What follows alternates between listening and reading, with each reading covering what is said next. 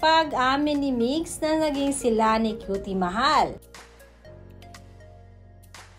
Ikinagulat ng isang sikat na manunulat ang mga salitang binitawan kamakailan lamang ni Bonso Migs Molino sa kanyang huling interview.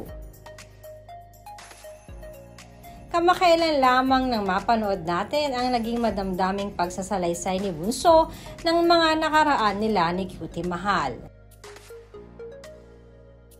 Na halos hindi na nga ito makapagsalita dahil na rin sa kanyang pag-iyak, lalo na kung mababanggit ang pangalan ni Mahal. Ayon pa sa isa sa mga nag-interview kay Migs ay hindi nila inaasahan ang naging transparency na ginawa ni Migs Molino. Inamin kasi nito na naging sila ni Mahal noong si Cutie ay nabubuhay pa. Subalit mariin namang ipinakiusap ni Bonso Migs Molino na di umano ay wag na itong ipalabas pa ang naging pag-amin niya.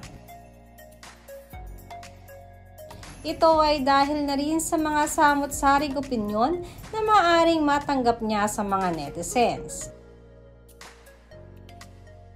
Subalit ayon na din sa mga netizens, kung totoo man ito ay masayang-masaya sila para kay Bonso Migs at kay Mahal. Hindi na din daw di umano sila nagtataka pa kung bakit ganun na lamang ang naging paghagulgol ni Migs Molino simula nang mawala si Mahal.